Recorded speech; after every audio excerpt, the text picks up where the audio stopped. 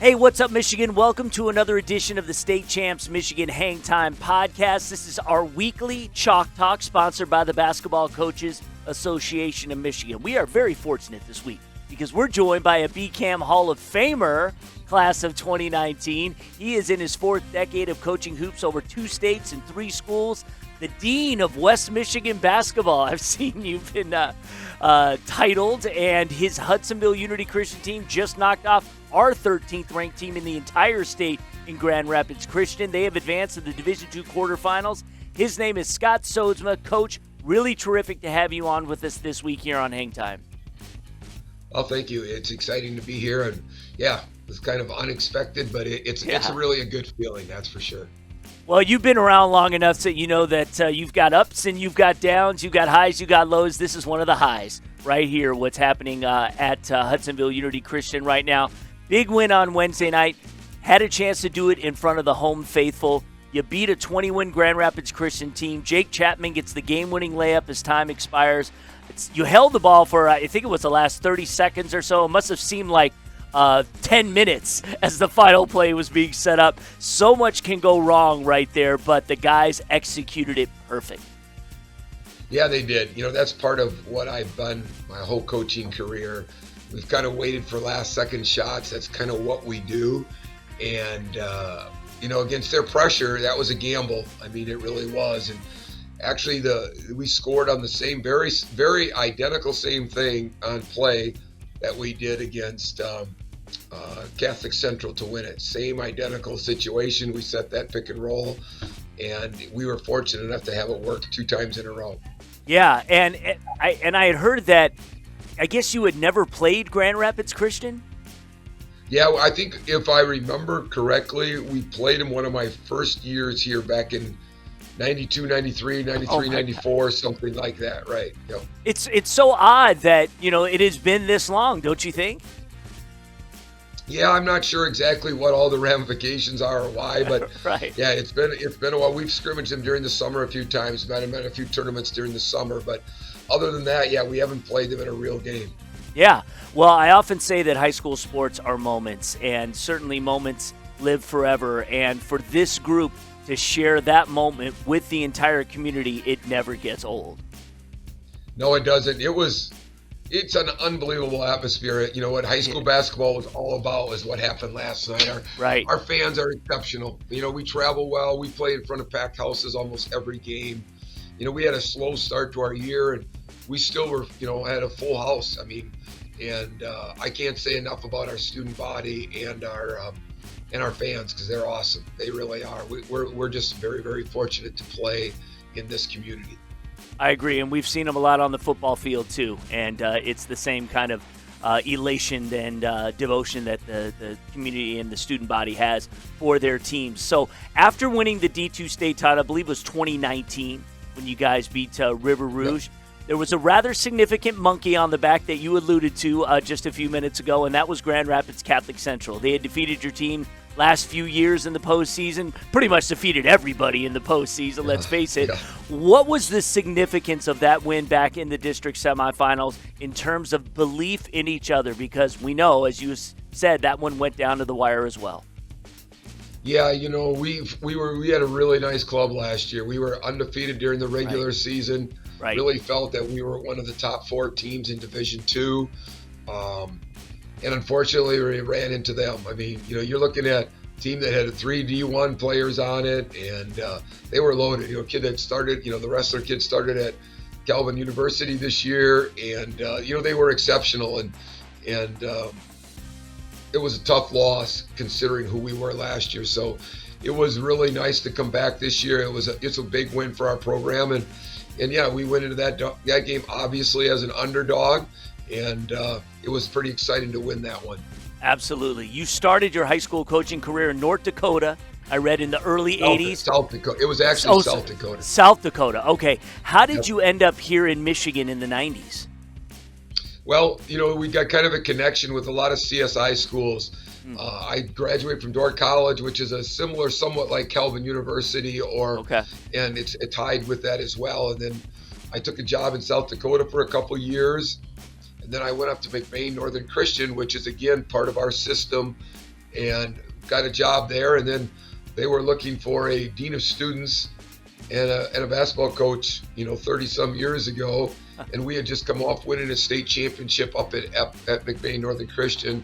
Right. And I was fortunate enough to, interview for the job and get the one here. And I've been here for 31 years. Wow, fantastic. So you are just one of 2 Michigan coaches to win both girls and boys MHSAA finals titles. Now, I know you won a state championship coaching your daughter, right? And that was 2006. Correct. That was just prior to the switching of seasons where the girls moved from the fall to the winter. So would you have even coached your daughter if girls were a winter sport at that time? Probably not. In fact, I coached 1 year when girls and boys were in the same season. Oh, I was doing both. Oh my I was doing two practices a day. I was going to a game. Fortunately, I have great assistants. I had Bruce Capel, who'd been with me forever.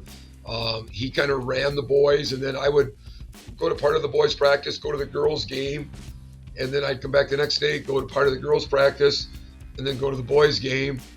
Yeah, darn near killed me, but and the boys that year, I think we made it to the quarterfinals too. So we had a long boys season, during that year as well. Wow. Yeah, and I've seen the picture. I know it was obviously one of the biggest highlights of your life, winning the girls' title, no doubt about it. And I know you've talked about it before, but what do you say are, just because you've had a chance to see the game evolve over time, especially at the high school level, what are the biggest changes that you see in your 40 years on the sideline, for better or worse? Well, I think one of the bigger challenges have been to, up-tempo. The game is a different game than it was 20 years ago. There were a lot of scores, 52, 48, 48, 42, and I wasn't one of those guys that slowed the game down, pounded it inside.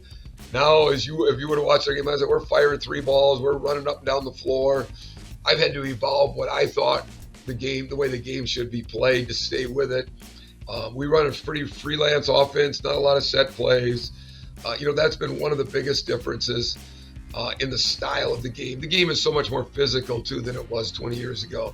A lot more stuff is allowed to happen physically in there. Parent, like every coach will tell you, parent involvement has been huge. That's a whole different thing than it was 25 years ago. The parents have a lot more invested in their kid, and there's a lot more pressures, I think, on young coaches and even myself today, dealing with parents and their involvement in the game as well. Yeah, absolutely. So that's been the 2 biggest changes I think I've seen. Yeah, no, I agree wholeheartedly. Have you ever had aspirations of coaching at the collegiate level? Yeah, I had some interest back, a long time ago already, some 20 years ago, and I really looked at it strongly. But again, I looked at my family and the involvement my kids were in sports, and I thought, I'm going to be gone Wednesday nights, Tuesday nights, Wednesday nights, Friday nights, Saturday afternoons, and because I had to be out recruiting and scouting, and I just thought, for the self of my family and for my religious beliefs, my Christian faith is really important to me. My Sundays are sacred.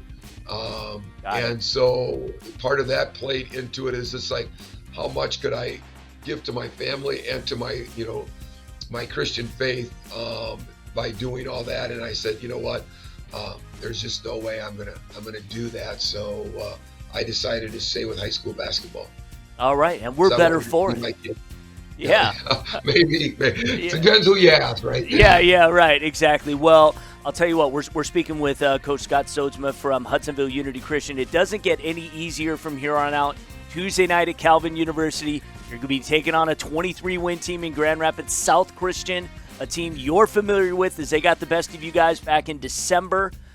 Carson Viss might not be healthy because he was injured on Wednesday, but regardless of that, I think you know very well how good this South Christian team is.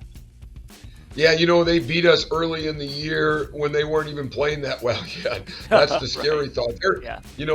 As I look at it now, they're probably one of the best teams in all of the state. I don't care what division you put them in. Yep.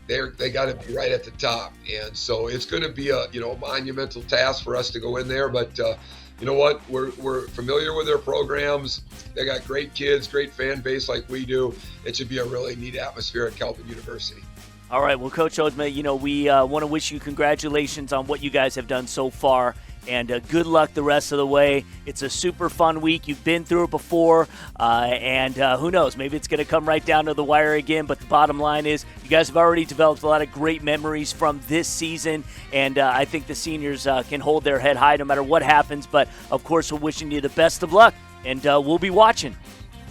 Thank you. Yeah, it's been these kids, I can't say enough about my kids. They've just gotten better and better and better and stepped it up. They're just hardworking kids. They just, blue collar type guys. And I couldn't be prouder of the group that I have. So, you know what? It'll be exciting. It's been exciting already. We've had some huge games. So it doesn't get a whole lot better than that. That's what high school sports are about, right? Is the atmospheres that are created. I'm sure that's what will happen on Tuesday night as well. Yeah, I mean, we here at State Champs, we look at Division II, we go, it's wide open. I mean, it's really open for anybody to go and get it, and that's what's going to make it really super interesting. And it's just going to take one step at a time, and that's what you guys are doing. So good luck with that. Thank you again for being on the show, and we'll talk to you soon. Thank you, and thank you for all you do for high school sports. I really appreciate that.